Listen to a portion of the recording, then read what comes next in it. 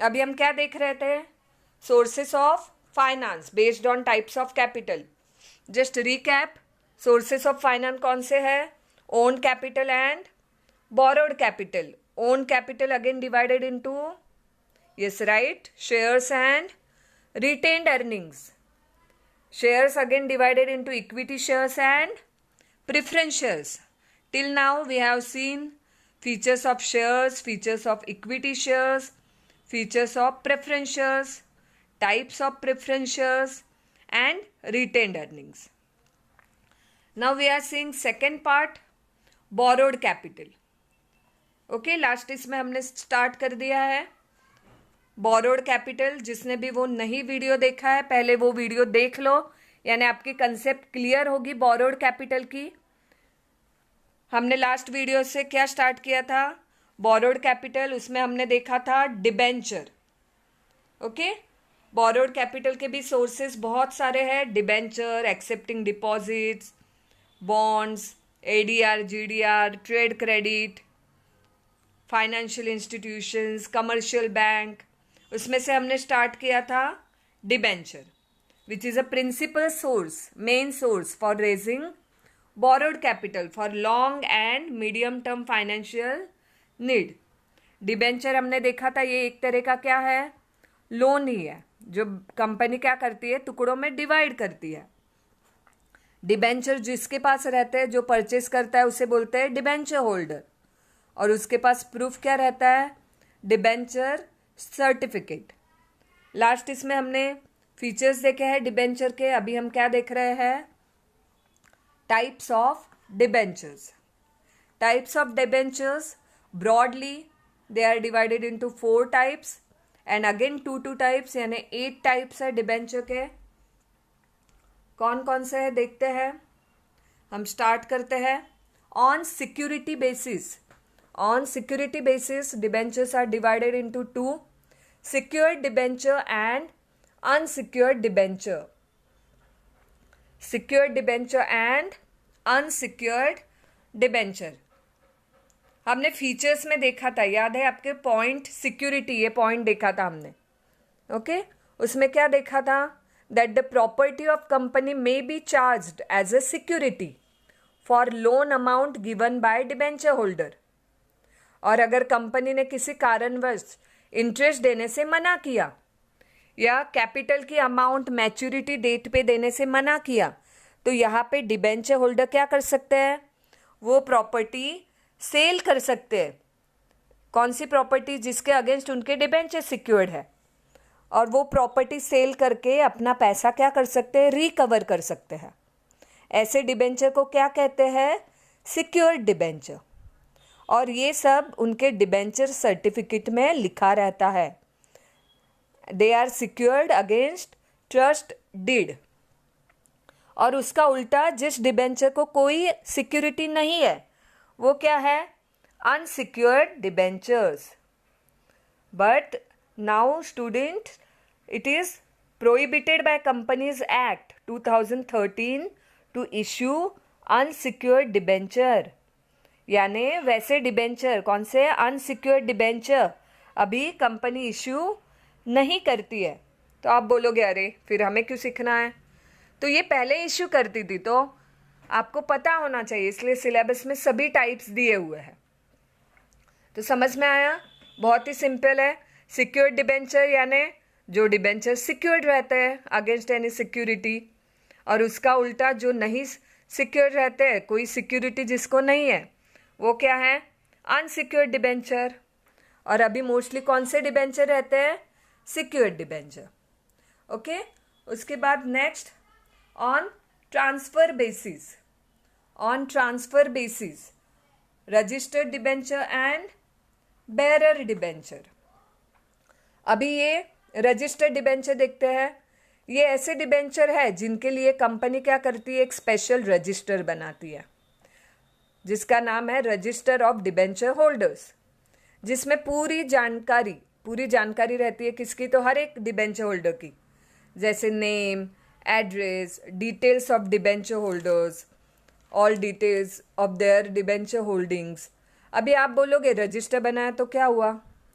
तो यहाँ पर उनको for the transfer of this registered debenture they require the execution of regular transfer deed.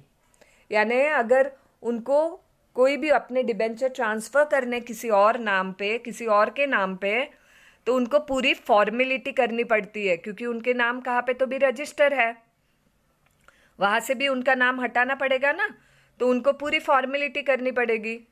और उसके उल्टे क्या है? Bearer debenture. Bearer debenture, bearer debenture यानी क्या? उसका उल्टा रजिस्टर्ड डिबेंचर का. Their name of this holders are not recorded on the bearer debenture and their name do not appear on the register of debenture holders. जैसे हमने ऊपर इसमें क्या देखा था, तो उनके नाम रहते हैं, यहाँ पे इनके नाम कहाँ पे भी नहीं लिखे हुए रहते हैं. बेरर डिबेंचर के नाम कोई भी रजिस्टर में नहीं लिखे हुए रहते हैं.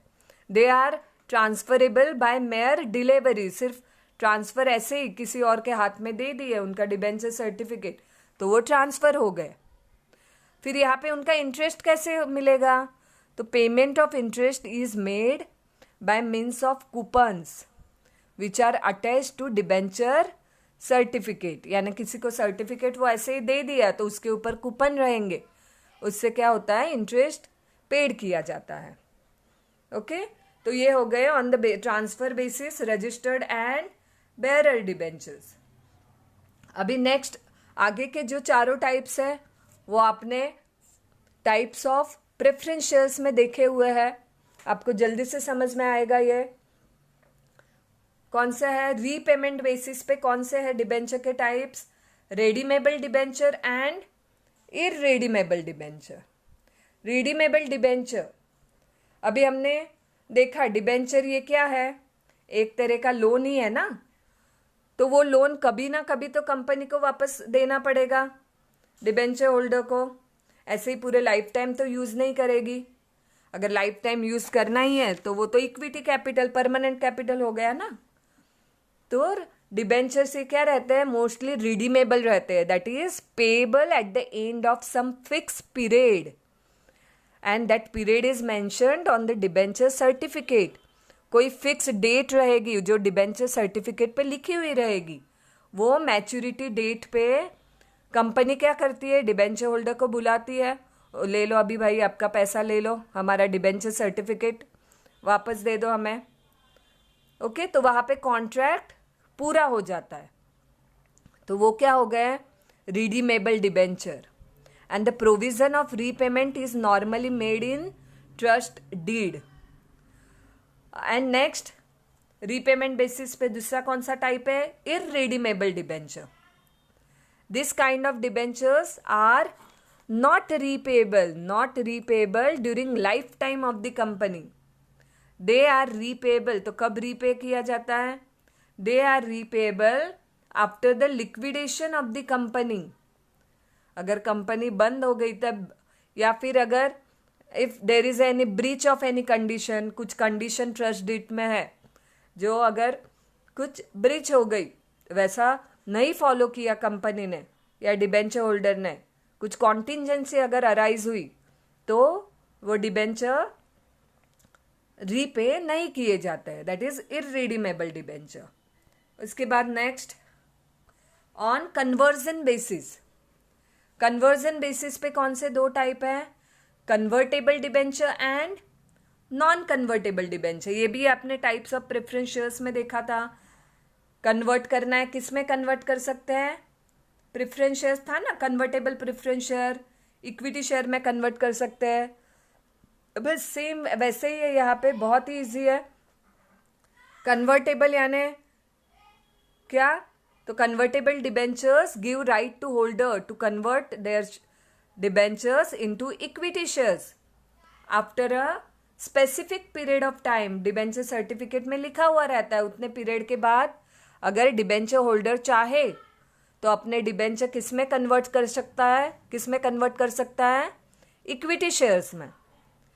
And the issue of convertible debenture must be approved by special resolution in general meeting before they are issued to public.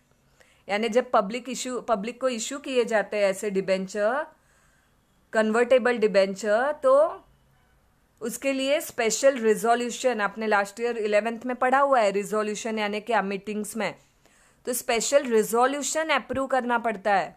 ऐसे ही नहीं वो डिबेंचर कभी भी इशू कर सकते, उसके लिए पहले स्पेशल रिजोल्यूशन पास होगा, बाद में ही इस तरह के डिबेंचर पब्लिक को इशू किए जाते हैं।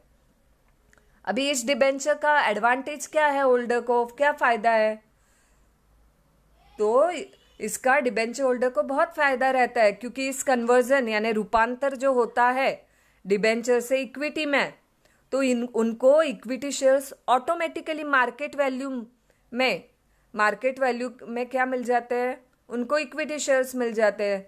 जो भी मार्केट वैल्यू है इक्विटी शेयर की, जो भी मार्केट वैल्यू है उससे कम में मिल जाते हैं। अगर मार्केट वैल्यू बहुत ज़्यादा भी रही फिर भी उनको कम रेट में इक्विटी शेयर मिल जाते हैं। So because of this conversion right, convertible debenture holder is entitled to equity shares at a lower rate, rate lower than market value. And then next उसका उल्टा क्या, non convertible debenture, they are not convertible into equity shares on maturity. बहुत ही easy है ना, non convertible यानी convert नहीं हो सकते, रूपांतरित नहीं हो सकते डिबेंचर से इक्विटी में। They are not convertible into equity shares on maturity, but they are redeemed, means paid principal amount on maturity date। यानी वो रूपांतरित कन्वर्ट नहीं हो सकते, पर जब मैच्योरिटी डेट आएगी तब उनको क्या हो जाएंगे, उनको उनका पैसा मिल जाएगा। जैसे रिडीमेबल डिबेंचर है वैसे ही है। तो ये सभी क्या थे, 8 टाइप्स है। कौन कौन से टाइप्स है जस्ट देख लो वापस। On security basis, secured, unsecured. On transfer basis, registered and bearer debentures. On repayment basis, redeemable and irredeemable debenture. And on conversion basis, convertible and non-convertible debenture. पीछे के चारों टाइप्स डिबेंचर के तो same है जैसे आपने टाइप्स ऑफ प्रेफरेंस शेयर में देखा है, सिर्फ प्रेफरेंस शेयर के बदले में यहाँ पे क्या नाम आ जाएगा, डिबेंचर। समझ में आ गए टाइप्स ऑफ डिबेंचर। यानी बहुत बड़ा पार्ट अपना हो गया है ये बोरोड कैपिटल का, डिबेंचर। उसके बाद सभी बहुत छोटे छोटे पॉइंट है, एग्जाम पॉइंट ऑफ व्यू भी जो आगे का है आपका, एक्सेप्टेंस ऑफ डिपॉजिट या बॉन्ड, जीडीआर, एडीआर, तो उसके ऊपर स्मॉल स्मॉल क्वेश्चन आते हैं, डिफाइन द टर्म है या 1 लाइन क्वेश्चन है या कभी शॉर्ट नोट है।